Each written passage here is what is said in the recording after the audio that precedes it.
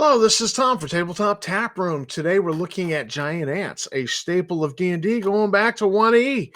They were in BECME and BX, and they've just always been around, and you don't see a good giant ant miniature out there today.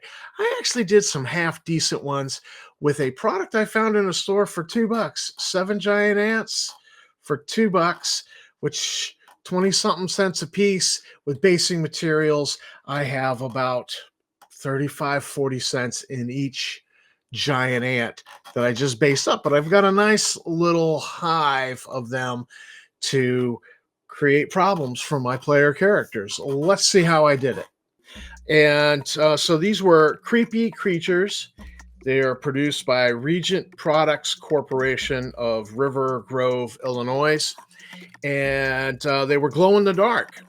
And I just got thinking that they're perfect for a 2-inch cavalry base, and with them being glow in the dark, they're translucent. It would have that aesthetic of an ant colony that a creature that's been living underground so long they have no color, and so it's like those blind cave spiders that are translucent, or blind cave fish, and they have no color because there's no value to it in evolution for them. So here we are with the ants. Came in a package. They're translucent. $2 for the whole package of 7. So here we go with the base. Now these bases, let me just pause this. These bases are just little wood blanks that you get at Hobby Lobby or at Michael's. And you buy them by the package. They're very cheap. You come with a lot. You get circles, you get ovals. I've got some teardrop shapes. I don't know what I'm going to do with, but they're very cheap at the craft store. So you see I got a round one and I've got an oval one here. They are handy for little terrain pieces. And in this case, the oval ones make a pretty good casualty base. Now I do a thing with paper clips. And basically I'm going to be curling this paper clip and then turning up a pin and gluing it down to the base here. So I just cut off a little piece of the paper clip. And what I've found over the years of doing wargaming figures and D&D figures is doing a drill and pin actually holds things together than just doing the super glue. So I'm gluing the little paper clip pin to the base here, and now we're going to pull out the Zap-A-Gap. I like the green label Zap-A-Gap because it's less runny. And we're going to bring out a little bit of baking soda, sprinkle some baking soda on there, because if you don't know this, baking soda is actually a catalyst for super glue. Helps it set right up. So baking soda. Keep a little tin of it at my crafting desk. Now you shake off the excess into the trash, and we're going to proceed to the sculpting. I use Magic Sculpt. Now, obviously the camera's reversed, but Magic Sculpt. And Magic Sculpt, I bought it in these 2.5-pound containers. So I have 5 pounds of Magic Sculpt. I was doing a lot of wargaming and doing a lot of wargaming armies, and I like to sculpt the bases and get a nice, aesthetically pleasing base. So I thought, I will buy. I thought I was buying 2.5 pounds, but it's 2.5 pounds of hardener, 2.5 pounds of resin.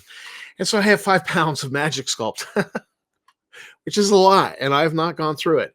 And at the time that I bought this several years ago, I paid $16-17 for it. I imagine you must have to pay a little bit more, but it's when you start calculating how much would a pound of green stuff cost me, because they sell it in such small quantities, it gets outrageous. So I use Magic Sculpt instead of green stuff, and it's just as good as green stuff. So you see some of the resin, and we're going to get 2 balls of it, make sure they're roughly the same size, And so one ball of resin, one ball of hardener, and you default back to your childhood of playing with Play-Doh and working that thing in together.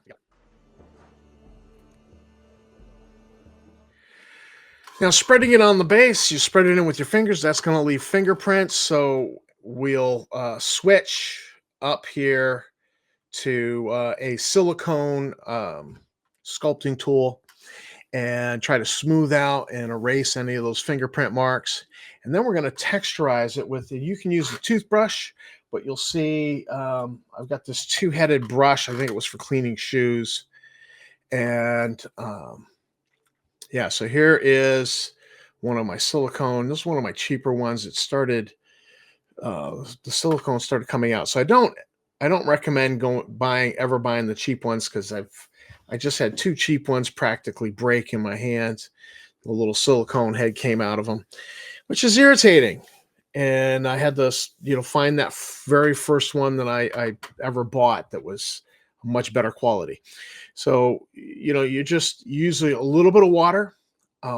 When the resin has not fully set, fully hardened, using a little bit of water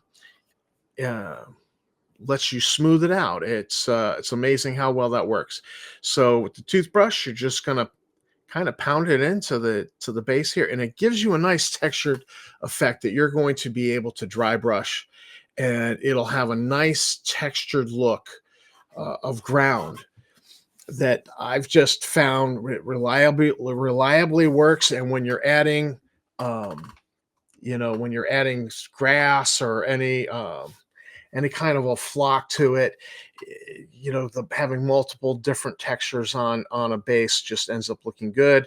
And go with the X-Acto knife and trim away any excess around the edge. So there is a sculpted base with a pin in it for me to pin one of these ants down to. You can see a little bit of texture there.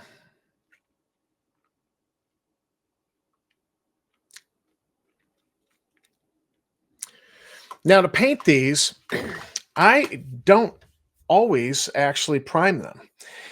The hardened resin actually takes paint well, and I've not had a problem where I've needed to prime them. I've gotten away without priming them. Occasionally I do, but and I'm just using the Vallejo Model Color Mahogany Sand to put a nice brown coat on it as a base coat.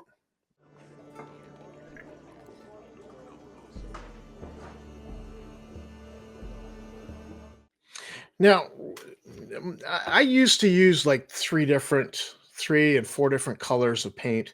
This is the Pale Sand Model Color by Vallejo, Pale Sand. So I used the mahogany sand and the pale sand. I found that just doing two, and then I'm going to do a shade, a wash that will run into the crevices. So here we go. Just simple dry brush, and we're just trying to pick up uh, the high surfaces and show the texture of it. Now you can see in there. I can see right here that I got a little bit of heavy paint in one little spot. I'm going to try to dab it out with the paper towel and my finger. It's not going to work so well. Well, the Citadel Reichland, excuse me, the Citadel Reichland Flesh Shade. I believe it used to be called Ogren Flesh. I'm going to try to unify the colors of this base by just painting that on there. It's going to run into the dark spots. You'll still have the highlights showing from the dry brushed pale sand, and it just pulls the whole base together. And so these are my 3 steps for quick and dirty textured base. And they just end up looking good. And even if on a cheap miniature like this, where I paid like 23 cents an ant, it gives me a slightly better base, and it's really not a lot of work. Now, the ants, I need something that I can put that pin into. So we're going to use some of my Magic Sculpt, and I've jammed a little bit into that hollow body and let it set. Now I'm drilling in with the pin vise drill. And what's going to happen with this ant, and it happened with 2 of the 7 ants, is that that little piece of hardened resin popped out, and so I'll end up having to glue it back in with super glue. And so here I'm trying to test the depth of my drill into there, and that actually will doing that ends up pulling it out. So I just super glued it back in, and it held.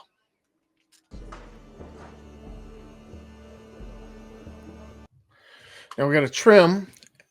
Um, I tend to do a lot of trimming by eye these days. Just gotten used to it. But I will dry fit the piece that I'm putting on there and then mark the shaft of the pin with like a micron marker. And then when I pull the unit off it, I can see how much of that pin goes into it. And then I just cut it by eye down close to the bottom. And usually one more dry fit and we super glue them on. And, um, all the different stages here of my ants in progress.